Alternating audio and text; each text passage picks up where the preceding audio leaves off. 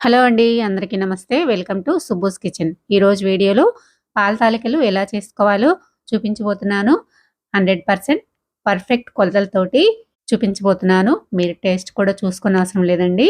నేను చూపించే ఈ కొలతలతో చేసుకున్నారంటే పర్ఫెక్ట్‌గా వస్తుంది. తప్పకుండా ట్రై చేయండి. ఎక్కువగా ఈ తాలికలు వినాయక చవితికి స్పెషల్‌గా చేసుకుంటూ ఉంటాం కదా! అలా పండగలప్పుడే కాకుండా ఎప్పుడు స్వీట్ తినాలనిపించినా కూడా అప్పటికప్పుడు ఒక్కొక్క పిండితోటి చేసేసుకోండి. ముందుగా అయితే ఒక చిన్న గిన్నె తీసేసుకొని అందులోకి 1 టేబుల్ స్పూను సగ్గుబియ్యం వేసేసుకొని వాటిని శుభ్రంగా కడిగేసేసి మరలా కొంచెం వాటర్ వేసేసుకొని ఒక 10 నిమిషాల పాటు నానపెట్టుకోండి. ఇప్పుడైతే ఒక హాఫ్ లీటర్ వరకు పాలని కాగబెట్టేసి పక్కన పెట్టేసుకుందాము.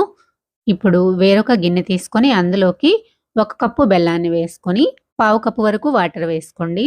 వాటర్ వేసుకొని స్టవ్ పైన పెట్టేసుకొని బెల్లాన్ని కరిగించుకుందాము. బెల్లం పాకమేమి రానవసరం లేదండి. బెల్లాన్ని ఇలా కరిగించుకుంటే సరిపోతుంది. ఇప్పుడు బెల్లం అయితే కరిగిపోయింది కదా! ఈ గిన్నెను కూడా పక్కన పెట్టేసుకొని ఇంకొక గిన్నె తీసుకొని 1 కప్పు వాటర్ వేసేసుకొని ఈ వాటర్‌ని స్టవ్ పైన పెట్టేసుకొని కొంచెం గోరువెచ్చగా అయ్యేంత వరకు వేడి చేసుకుందాము. ఇప్పుడు వేరొక గిన్నెలో 1 కప్పు బియ్యం పిండిని వేసుకోండి. జల్లించి తీసుకున్న బియ్యం పిండి. ఇది పొడి పిండేనండి, తడిపిండి కాదు.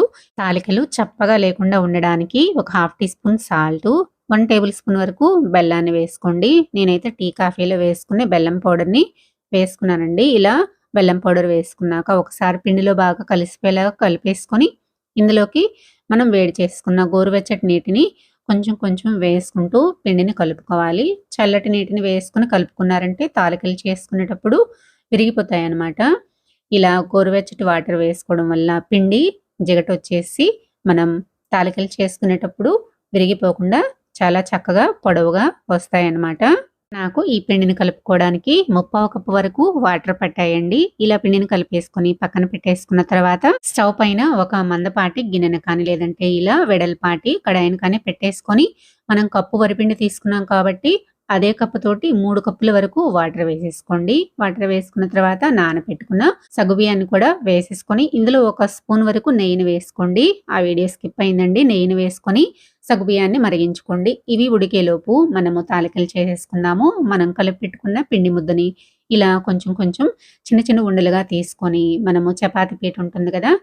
చపాతీ పీట కానీ లేదంటే ఇలా చాపింగ్ బోర్డ్ కానీ తీసుకొని దానిపైన ఇలా వేసేసి బలపంలాగా ఇలా పొడవుగా రుద్దుకోవాలి. ఇవి చేసుకునేటప్పుడు చేతికి కానీ పీటకి కానీ అంటుకున్నట్లుగా ఉంటే గనక కొంచెం నెయ్యిని రాసేసుకొని చేసుకోండి. చూసారు కదా!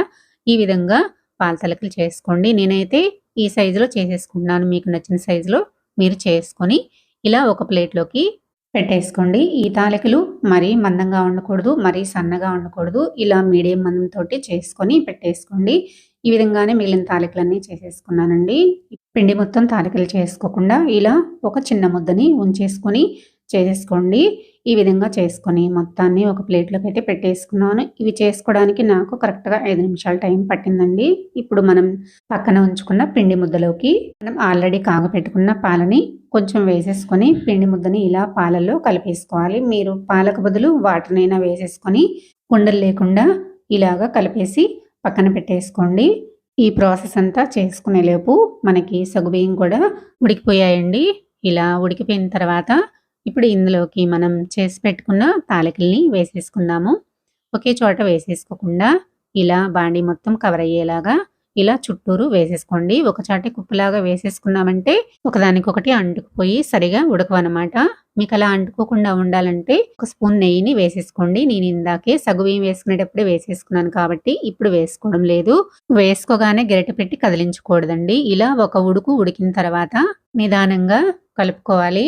ఒకేసారి స్పీడ్‌గా కలిపేసామంటే పాల తాలికలు విరిగిపోతాయండి. ఇవి ఒక ఉడుకు పట్టిన తర్వాత 2, 3 నిమిషాలు ఉడికించుకున్నామంటే సరిపోతుంది. తాలికలు ఉడికిపోయినాయో లేదో ఒకసారి చెక్ చేసుకుందాము. చేత్తోటి ఇలా ప్రెస్ చేసామంటే మెత్తగా అయిపోవాలన్నమాట. అలా అయితే ఉడికిపోయినాయని అర్థము. ఇప్పుడు నేను ఆల్రెడీ కరిగించేసి పెట్టుకున్న బెల్లం వాటర్‌ని ఒక స్ట్రైనర్ తీసుకొని అందులోకి వడకట్టేసుకుంటున్నానండి. బెల్లంలో నలకలున్నాయి కాబట్టి ఇలా వడకట్టేసుకోవాలి. మీకు బెల్లం బాగా శుభ్రంగా ఉందనిపిస్తే కనుక డైరెక్ట్‌గా అలానే కప్పు బెల్లం వేసేసుకోండి. ఇప్పుడు మంటని లో ఫ్లేమ్‌లో పెట్టేసుకొని ఒకసారి ఇలా కదిలించేసి ఒక 2 నిమిషాల పాటు ఉడికించుకుంటే సరిపోతుంది. ఇలా ఉడికించుకున్న తర్వాత అందులోకి టేస్ట్‌కి తగ్గట్టుగా ఒక పావు teaspoon salt, half teaspoon వరకు ఇలాచీ పౌడర్ వేసేసుకొని కలిసిపోయేలాగా ఇలా ఒకసారి కలిపేసుకున్న తర్వాత పిండిని కలిపేసి పెట్టుకున్న పాలు ఉన్నాయి కదా, ఆ పాలని ఇలా వేసుకోండి. పాలు వేసుకొని ఒకసారి కలిపేసుకొని మరో 2 నిమిషాల పాటు ఉడికించుకున్నామంటే పాయసం దగ్గర పడి కొంచెం చిక్కబడుతుంది. ఈ విధంగా చిక్కబడిన దాకా ఉడికించుకొని మనం ఆల్రెడీ కాగపెట్టేసుకున్న పాలని 1 కప్పు వరకు పోసుకోండి. ఇలా పాలు వేసుకున్న తర్వాత ఒకసారి బాగా కలిపేసి మరో 2 నిమిషాల పాటు ఉడికించుకున్నామంటే సరిపోతుంది. ఇలా ఉడికిన తర్వాత చివరిగా నేను ఆల్రెడీ ఫ్రై చేసి పెట్టుకున్న జీడిపప్పు, బాదం, కిస్మిస్ వేసేసుకుంటున్నానండి. మీకు నచ్చిన డ్రై ఫ్రూట్స్ని మీరు వేసేసుకొని ఒకసారి ఇలా బాగా కలిపేసేసి స్టవ్ ఆఫ్ చేసేసి దేవుడికి నైవేద్యం పెట్టేయండి. మీరు కూడా వేడివేడిగా సర్వ్ చేసుకున్నా బాగుంటుంది, లేదంటే చల్లారిన తర్వాత తిన్నా కూడా బాగుంటుందండి. తప్పకుండా ఈ విధంగా పక్కా కొలతలతోటి కనుక చేసుకున్నారంటే పాయసం పర్ఫెక్ట్గా వస్తుంది. టేస్ట్ కూడా చాలా బాగుంటుంది. మీరు స్వీట్ సరిపోయిందా లేదా అని చెక్ చేసుకునే పని కూడా ఉండదండి, అంత బాగా వస్తుంది.